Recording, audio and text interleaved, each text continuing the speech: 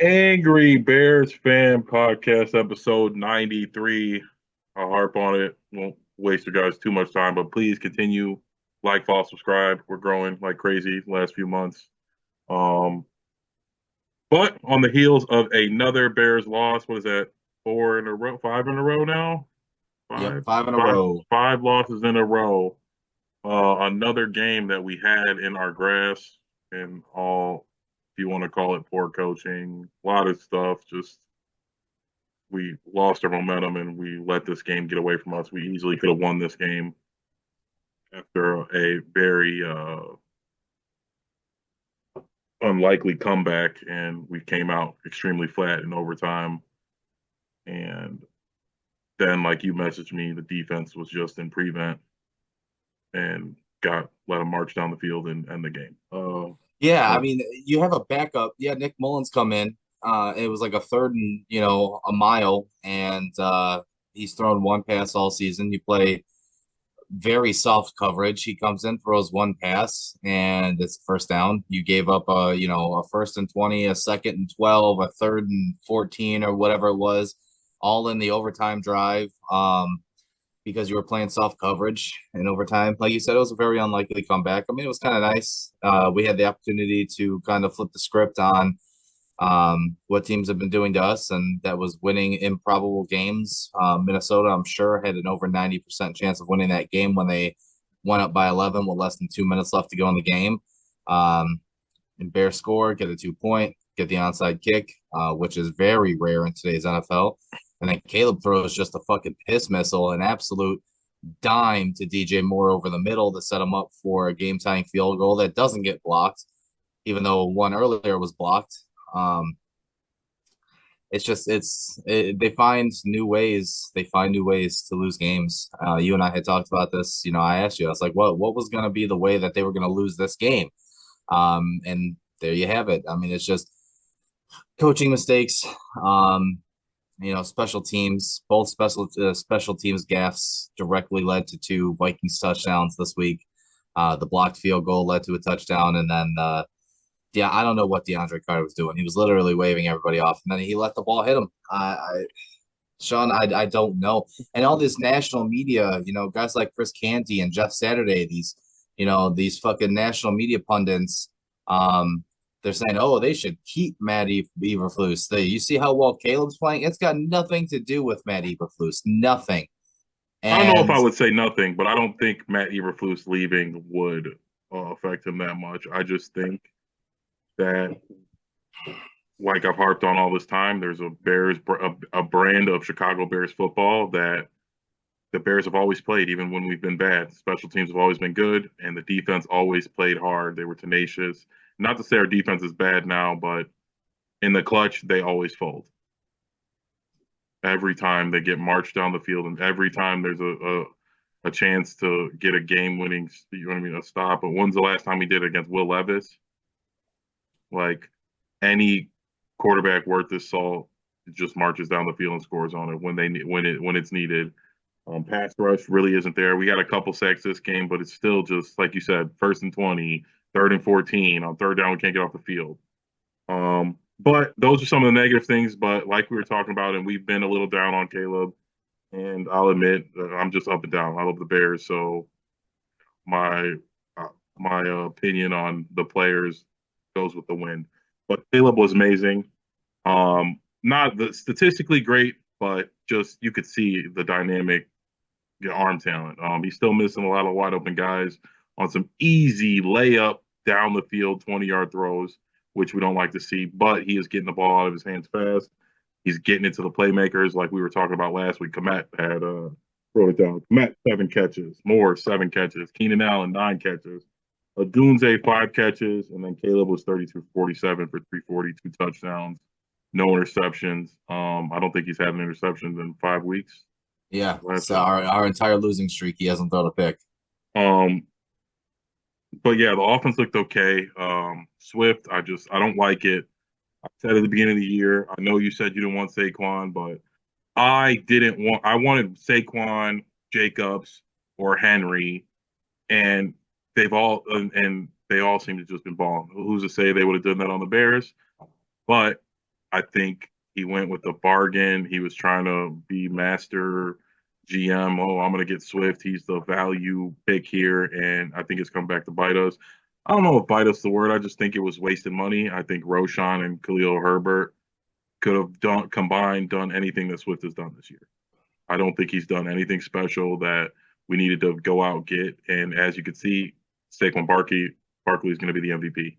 Um, I mean, barring anything crazy change, any quarterback. I mean, none of the quarterbacks are really leaping out. Saquon's shattering records and carrying the Eagles.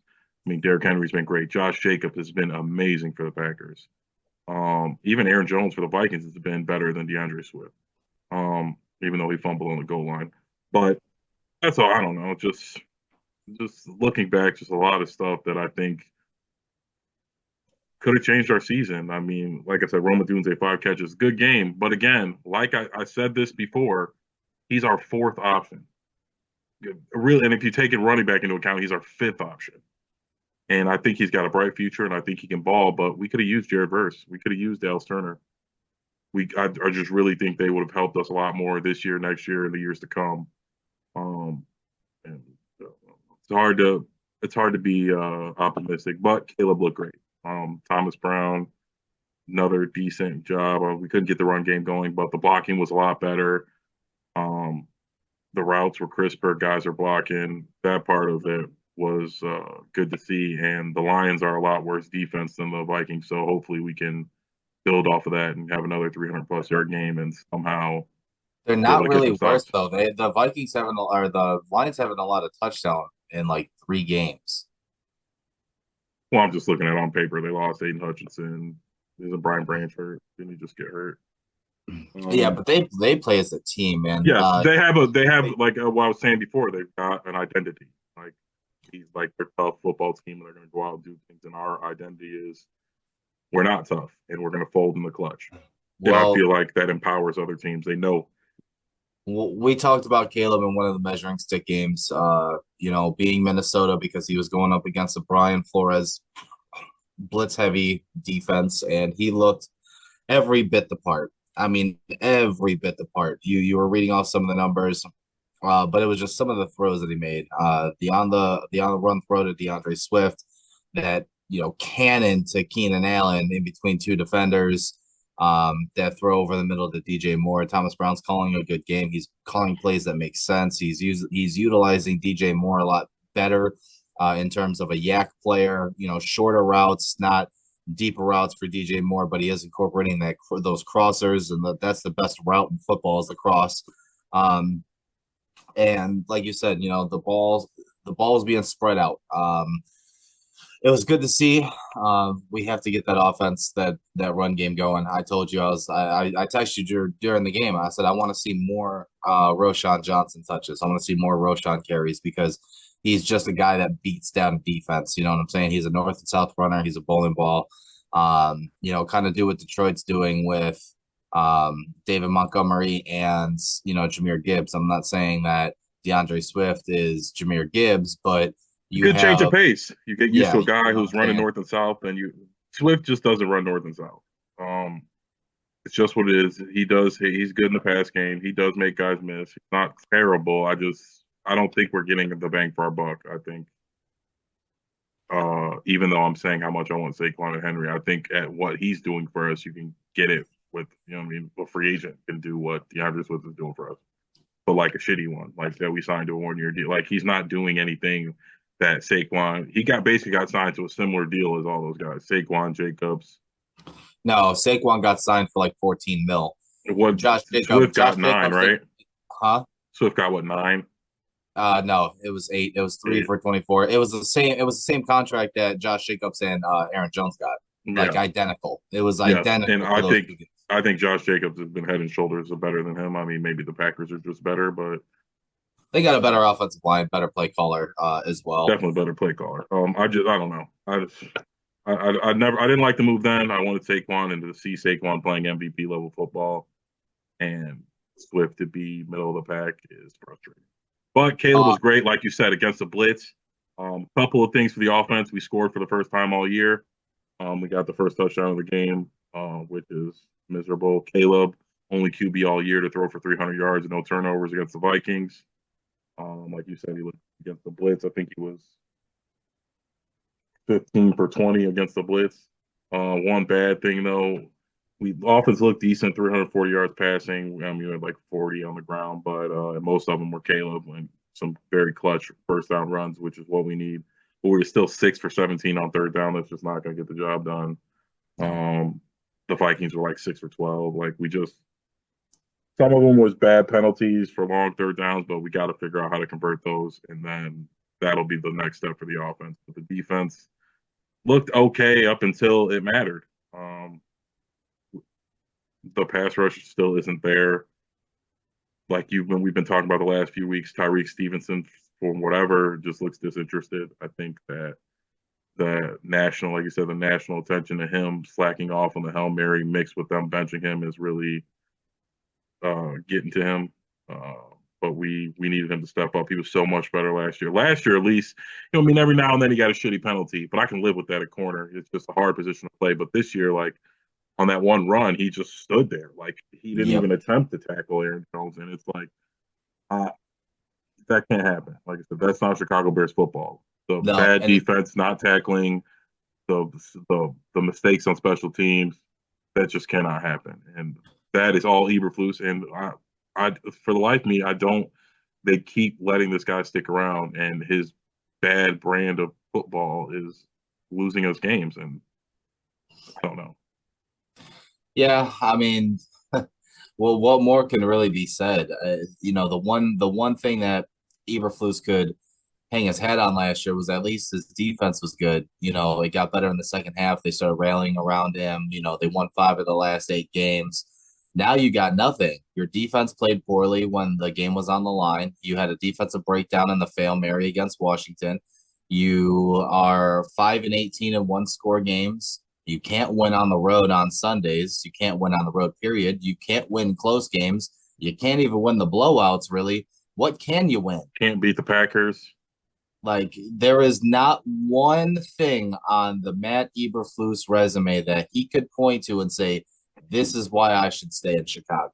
None. That's a great point. I didn't like when you put it that way. That's exactly right. Like, what could he say? Like, I'm a good coach. Keep me.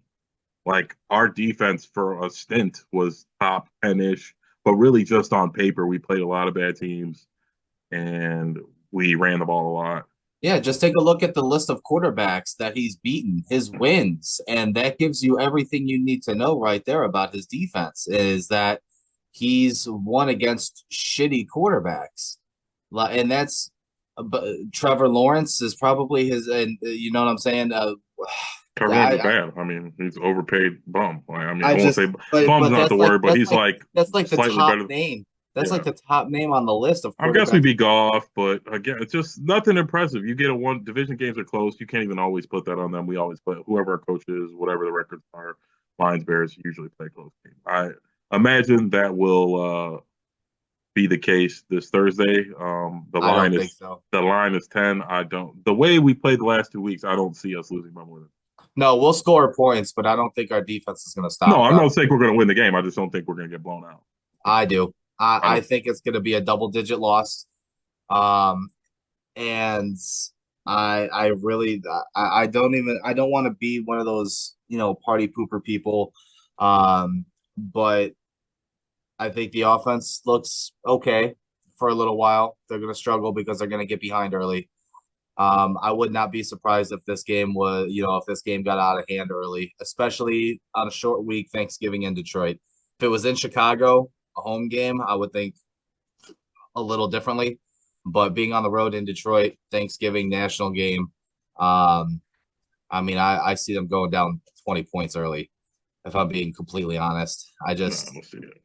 I do. I don't want. I'm not gonna say that I want that to happen, but we got to understand that Detroit last week had a bad week, and they still won 24-6 on the road. No, I mean, I think Detroit's good. Right now, they're the favorite. I just think, like, the Browns versus the Steelers and the Browns versus the Ravens. The Browns were at home. The Browns were at home. Well, I'm just saying, like, division games are tough. Yeah, division games at home. are look a lot better. But division games on the road, Yeah, when they you won, have but the this what I'm much saying, the gap, Browns won those games. I'm talking about this is just gonna be close. I don't think I I I don't don't think we're know. built to win. I don't even think we secretly want to win right now. If the season ended, I think we're the ninth pick, which honestly is upsetting to me. That's not what I wanted. Obviously, the goal is the Super Bowl, but I wanted to at least be, you know what I mean. If not, make the playoffs, barely miss if I won. Like, I didn't envision the Vikings were going to be this good. I didn't envision the Lions were going to be this dominant. I thought they were going to be a good team. The Packers are stronger than I imagined. I thought they took a big step forward, and I was just looking at the rankings. I think the NFC North has three teams in like the top seven or some shit like the top eight. Like, and we barely lost the last two games to the Packers and the Vikings. So I don't know if barely is the word. I just think it'll be less than 10 or it'll be less than 10. To your point, I don't think there'll be a point in time in the game where it feels like we're in control or we were going to win. But it was good to see Caleb ball out. I know I've been down on him, especially up and down on him some weeks. You know what I mean? He's the next coming, but as the year goes on, he continues to show me how good he is. And ever since Thomas Brown came, he has been a lot better, getting rid of the ball quicker. I don't know if they're running better route combinations or whatever, but just look crisper. He was holding the ball way too long out there the first 8 weeks of the season. It was just too much. And now I don't think that's happening. And now I don't. And he was trying to be Mahomes, where he's and buying time to make passes down the field. But right now, his accuracy isn't. You know what I mean? The one to Swift was great. You know what I mean? It was a fucking crazy pass, but for the most part, his accuracy down the field isn't there right now, and it's good to see him run for the first down. We don't need you to be Justin Fields and rush for break the record, but to scramble for first downs is what we need because we can't stay on the field and we're 6 or 17 on third down. That's just not going to get the job. No, it's not. And I read a crazy stat too. We're sitting here 4-7, and when you look at it, top five in red zone defense and also top five in red zone offense. What's going on between the 20s? You know what I'm saying? Like Stagnated drives, like it's we're talking about the third down. We insane. can't get first That's an downs. insane stat. Top five in red zone offense, touchdown percentage, and top five red zone percentage on defense in terms of giving up a touchdown. That's nuts. And to be sitting at 4-7 is very, very disappointing. Like I said, there's not a single statistical thing out there that Matt Eberflus can go to Ryan Poles and say, this is why I deserve to stay as Chicago Bears coach in 2025. He's done. And they're wasting an So opportunity. I'm not saying I want Thomas Brown to be the head coach, but you could fire Eberflus to give the chance to at least audition if the team would have turned themselves around. If let's say we win the Packers or the Vikings game, I don't. well, That might twist my. the thing that I say to those people that want Thomas Brown to, be a possibility for head coach in 2025, I said I didn't want it because, I like you, I do want somebody who's done it before. I don't think Ben Johnson's coming. The more that I No, look at it, no, it he's not. doesn't seem like he wants the job. He's not interested because he wants the timelines to match up in terms of coach, GM, stuff like that, which I understand, I get. And it's just a lot of But pressure too. I mean, but the name Mike Caleb, Vrabel, Chicago.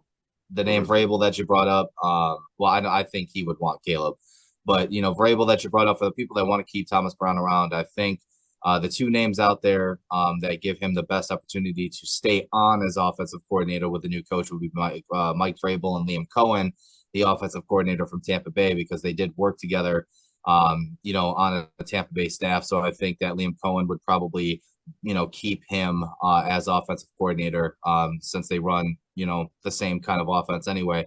But I think Vrabel keeps him on too, because if you bring in Mike Vrabel and you tell Vrabel, look, this guy, he's got Caleb's ear. You know what I'm saying? This is your franchise quarterback. I think Mike Vrabel's one of those veteran savvy coaches that's like, Can oh, make you that know what? work. Yeah. You know what I'm saying? And I got into this argument with my brother earlier too, because I was talking about it and he's like, oh, well, what has Mike Vrabel ever won as a head coach? And I was like, oh, gee, I don't know, maybe going to an AFC championship game, you The know, bum ass Titans. yeah, 56-48 as a head coach. He had a horrible GM that traded away his best players and told them this is what you And get. he's still just, I mean, Vrabel, it feels like he's been around forever because he was just playing, but he's only been a head coach for like It hasn't been that long. Like, Tennessee was his only oh, job. that's what I'm saying. What was it? 5 years? Like 5 years. 4 years? Yeah, like 5 years. Belichick sucked his first go around. Andy Reid wasn't that good his first go. Like these guys, it never works the first time around. No. I mean, there's the Tomlins, but Tomlin was more like a succession plan. He was set up. They knew what he was doing. Yes. Like this is a lot different. But I like Vrabel. I think he knows a lot of people. I think he, like you said, good words. He's savvy. I think he'll get the right coordinator. I don't think Eberflus was savvy enough. I think he let Waldron talk him up. But I mean, the writing's on the wall. He got fired from Seattle. Then They let him walk. the players sneak this. I'm like, and like you said, I didn't realize that they let him walk. Like, who lets a good offensive coordinator walk? Nobody. So it's like I don't know. The writing was on the wall. We passed on the young guys. I'm not a, like you said before, and seemed to be right. People are figuring out Kingsbury, um, but this is just all bad. And I don't. I'm not saying I wanted Thomas Brown as a head coach. I just want Eberflus fired, and then he could have got an audition. So it was a fair audition, and then like I said, even still go from there. We get a new head coach, and we keep Thomas Brown. I don't know. Maybe you're right though. I don't know. I guess if you make Thomas Brown the interim coach, it's a little harder to make him come back as offensive coordinator. So maybe that's what they're thinking. I don't know. But we will see what Poles want to do. But this is his last chance. I don't think he'll get fired, but whatever he decides this time is going to be the indicator. Because Yeah, I no, don't think the Bears are going to waste Caleb's talent. He might, if this next coach isn't good right away, no. Poles is probably fired. Poles will get one more coach, and they'll give him probably 2 years max to see where it goes. You know what I'm saying?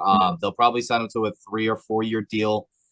Give him those first 2 years as hey, this is put up or shut up kind of thing. Because that first year, depending on who the coach is, you got to get that personnel in. You know what I'm saying? You're probably not going to be bad, but you're not going to be a Super Bowl contending team. John Gruden is, he's one of those guys that is always, his offense takes like 3 to 4 years to install, for a team to fully grasp the concept of an offense. It's like 3 to 4 years. As much as I love John Gruden, we don't have 3 to 4 years to wait on that. But I if don't think Thomas anybody's going to be 3 or 4 years. Brown, This ain't a league. It's not a league for 3 or 4 years anymore. Whatever you do is going to have to. You might get 1 year. So I don't. whatever I it don't. is, I'm just, I don't know. This year, nothing surprises me anymore. I'm normally more enthusiastic or more fired up for these weekly episodic podcasts that we do talking Bears football. But at this point now, what can be said that hasn't It's already been tough said? this year more Just so than last year. We've just been beaten into the ground. We did it. We went through it last year, but the team had just lower expectations. Like we were just getting into ourselves. We just, I don't know, it's just different. And this year, I thought we were going to be good. We loaded up. We saw the signs. We were 4-2. And then we pissed down our leg against the Patriots and then the Cardinals. And it's like, then we have good showings, but lose against the Vikings and the Packers. Like, what is this team? Like, the Vikings and Packers are two of the best teams in the league. We should be shitting on the Cardinals and the Patriots. But it's like we're playing up and down to our competition, and that's not how good teams operate. Good teams go out and beat the shit out of the Patriots. Like, no, and this team has taken on the mentality of their coach, and that is a loser. The yes, coach is a loser, so the team is a loser. yes. And that's the only thing that needs to be said. That's literally if Ryan Poles and Kevin Warren don't sit down at the end of the season and be like, where did this all go wrong? And they point anywhere else other than the head coach, then they need to be fired as well. Literally, the team has taken on the persona of their head coach, Oh and yeah. he is a loser. I mean, for the most part, it's always the head coach, but it's really the head coach. And like I said, some questionable GM decisions where I think we, like I said, O line or D line, we should have went.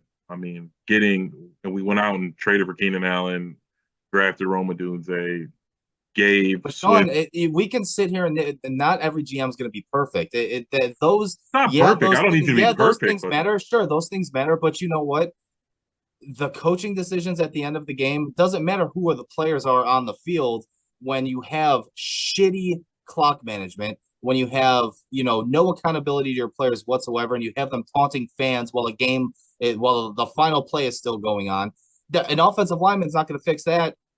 A Not wide, that play in not drafting a particular. wide receiver is not going to fix that. I mean, that's true. Yeah, not that play in particular, but if you drafted a lineman and we got sacked three less times, that might have changed something. Like, But it still wouldn't matter because he's had games where he's had 95%, 92, 93% chances of winning, and he's still blown them well, because I of mean, I stupid guess late Eberflus is game bad. I decisions. mean, he makes bad decisions, but I'm also a proponent of the players also play. So, I um, get the players are also playing, but the players that have been on the field have put them in positions to win, and Eberflus and the coaching staff have caused them to lose. So I it's don't want to hear all this some stuff games. about There's Ryan been games where we Poles. played where the quarterback got sacked 8 times. Like that's not bad Eberflus clock management or end of the game decisions. I agree that there has been a handful of historic games, the Broncos game, 3 or 4 this year, where Eberflus decisions Eberflus made directly cost us the game. But the majority of his 30 losses was really just a bad O line. I mean, or bad team in general. So as much as I want him fired, I'm not going to pretend like the 30 losses are because he's a terrible coach. Like I I'm don't think not he's a very good excusing coach. I'm not excusing all of Ryan Poles' moves as GM. Do I think that he still should have picked Rome? I think, at least in theory, if you wouldn't have had Keenan Allen, we knew what Keenan Allen was going to be. We knew he was going to be a 1 year rental. I had no problem with that. My problem with the whole thing is that you still had more draft picks and you decided to draft a punter instead of shoring up, offensive line of at least getting some depth.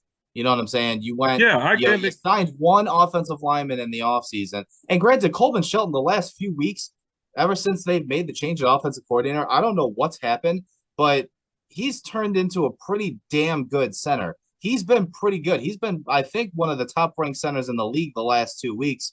Granted, it's only, a 2 week sample size, but he's been playing pretty damn good football. But at the same time, it just boggles my mind that, again, I defended the Tory Taylor draft pick. I did. I did. I'll be the first person to admit it. I did. I liked him coming out of Iowa.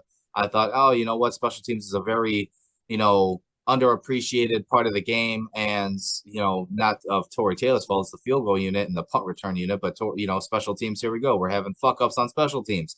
He hasn't been spectacular. You could have used that fourth round pick on depth on your offensive line.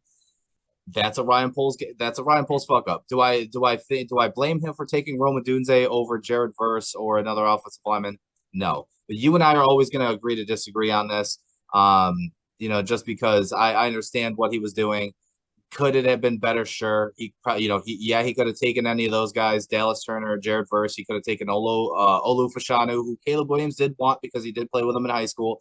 So I could see those things, being a deterrent or being a mark on Ryan Poles' record. If he had a do-over, do I think he would draft Roma Dunze over those guys again? 100%. He would.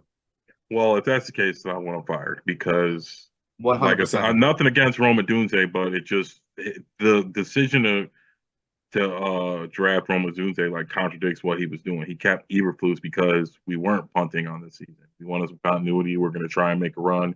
If you wanted to punt on the season, no pun intended, drafting Tory Taylor and a wide receiver, why not get a new young coach but like keeping your experience, you know what I mean, air quotes, head coach who is basically saying like, all right, we're going to at least try and make a run for the playoffs next year, right? Um, and you draft a punter, which we didn't really need. And then you draft a wide receiver, which we really didn't need, who was our fifth option on offense. And I think Rome is good. I think he's an amazing player. I think they should get him the ball more. He makes plays, but they're not because of the moves Ryan Poles made where he's down on the totem pole. Guys are going to get touched. I don't this isn't the developmental NFL we grew up watching. These guys go out there and play. What good wide receiver on any team was sitting on the fucking bench not getting touched? Like that's just not how it goes anymore. So if you want to Roma Dunze, I think you should have made other choices and traded for somebody better than Shelton, or like you said, draft a couple linemen in the third and fourth round. He's wasted a lot of capital on receivers. I mean, Tyler Scott, is he even on the team anymore? Like Bellis Jones, traded for Chase Claypool. We just drafted Roma Dunte. We traded for Keenan Allen. We traded for DJ Moore. Like we've invested a lot in these fucking receivers and not in the offensive line and not to the same extent as the offensive line or the defensive line, which we both know is how you win fucking games in the NFL. Right? The best teams in the league aren't fucking like they're the best in the trenches, in my opinion.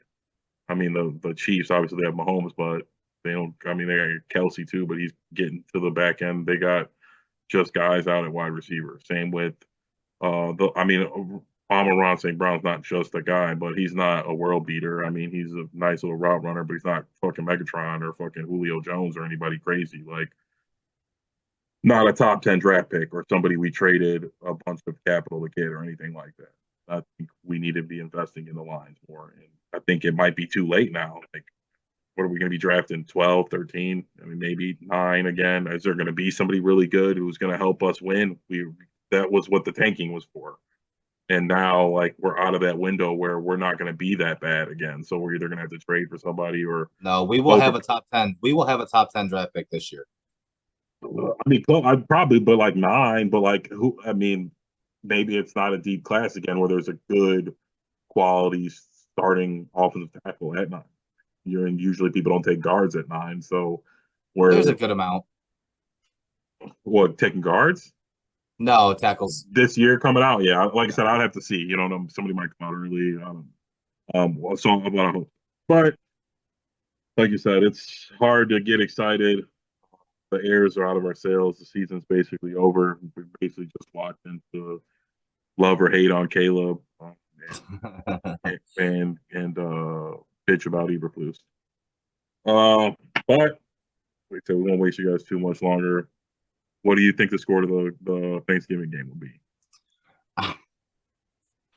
All right, so optimistically, I want it to be a close game. I just don't know. I don't think it is. I think it's going to be like 34, 37, 21 Detroit. I think Detroit scores a few touchdowns. For sure. Oh, yeah. Yeah, I'm thinking it's going to be like 34. They're going to score 34 to 37 points. Bears 21. I think it's going to be Lions 34, Bears 27. I think they're going to, and like I said before, I think at no point in time will we feel like we were in control or going to win the game. But I think. So, do you think maybe a garbage time, late fourth quarter touchdown? Yeah, we'll be losing by 14 most of the game, and we score a touchdown before the game runs out. Backdoor cover. Yeah, that's what I'm hoping for. Because I don't know, I like 10 a lot. I was scared from the 3.5 and the 6.5, so I don't want to miss out this week. All Dude, right, hold on, real quick. You know that I'm a fan of Drake May. Okay, yeah. Tell me how this fucking cocksucker was 3 yards short of cashing out a $1,500 parlay for me, because I had like 8 quarterbacks at 225 plus. All of them hit, but Drake May. He finished with 222 passing yards. Oh wow! Do they take sacks out of that? I know, like in real life, the sack yardage comes out of the passing yards. I wonder. I don't know. When I saw that number, I wanted to fucking cry. And then Caleb finished. I needed Caleb to hit 7 more rushing yards for 40 total, and I needed Roma Dunze to hit 11 more yards receiving total for 50, and I would have hit a $800 same game parlay. I lost on an $800 one because I think maybe it was the week before I needed Jamar Chase over 75.5, and he got 75. But all right, like, follow, subscribe. We will be back in a few days for a doom and gloom episode about how bad we got beat on Thanksgiving. Hopefully not, but hopefully Caleb goes out there and throws for 300 again. Well, maybe we'll do a Black Friday episode. Maybe I'll be around. I don't know. Hopefully, but like, follow, subscribe, and we will see you guys soon. Adios. We will see you next week.